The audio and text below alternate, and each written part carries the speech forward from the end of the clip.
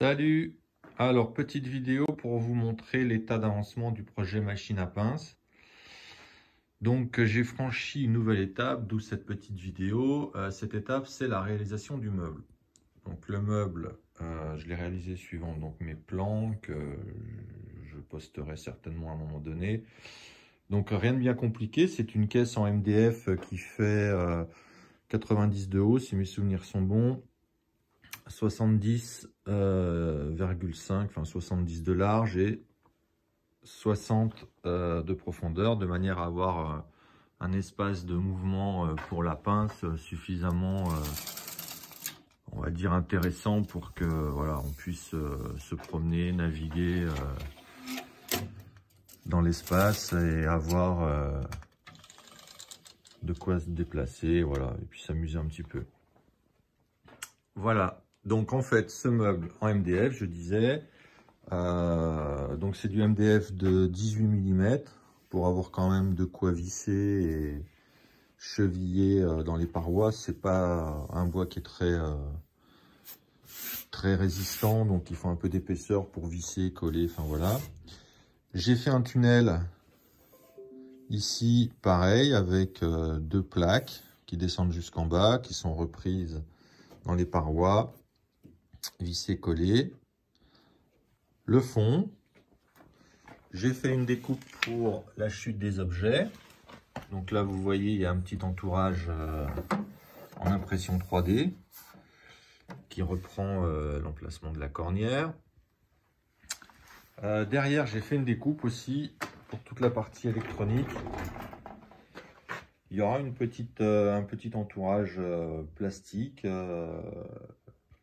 de la même manière que devant, qui permettra d'intégrer, je pense, le bloc d'alimentation avec une sortie prise. Voilà. Il va rester à faire sur ce meuble quand même des petites choses. Alors, je ne l'ai pas encore fait puisque je ne suis pas encore complètement d'accord, mais la découpe pour passer à l'intérieur, sur le centre, et fabriquer une petite caisse déportée pour pouvoir fixer le joystick, les boutons, etc. Voilà, le fronton, ce que j'appelle le fronton, le dessus, est fait de la même manière en MDF.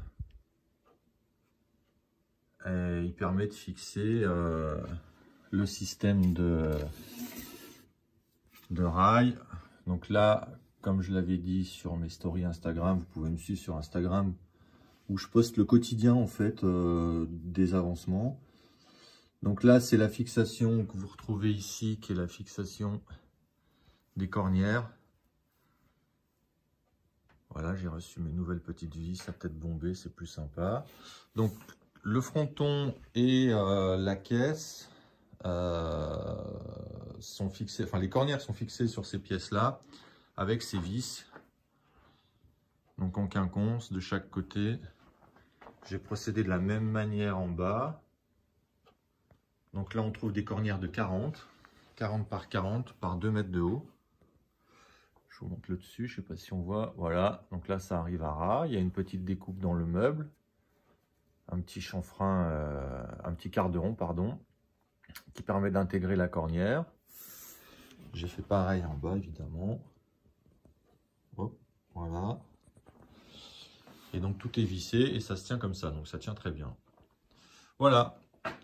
Donc pour le meuble, on va dire que c'est à peu près tout. Là, j'ai juste mis une couche d'impression, enfin 2 couches d'impression pour uniformiser un petit peu. Voilà, ça permet de masquer un peu les défauts, de poncer, d'avoir une surface qui est bien propre. Donc je vais finaliser la partie électronique maintenant pour le pilotage des moteurs pas à pas. Voilà, et avoir quelque chose de fonctionnel. Alors c'est la partie la plus compliquée pour moi, puisque l'Arduino je ne maîtrise pas du tout. Je suis en train de m'y mettre. J'ai commencé voilà, quelques petites choses, mais c'est pas facile. Surtout quand on part de zéro, hein, c'est pas évident. Il faut tout apprendre, donc c'est long. Donc c'est la partie, je pense, qui va mettre le plus de temps. Voilà, on verra ce que ça donne. Voilà. Bon, je vous dis à plus tard, et puis n'hésitez pas à vous abonner sur mon compte Instagram pour suivre les évolutions. Il y a plein de petites nouveautés. Il y a d'autres projets aussi qui sont en cours de fabrication ou de développement. Plein de trucs sympas. Voilà. À bientôt. Ciao.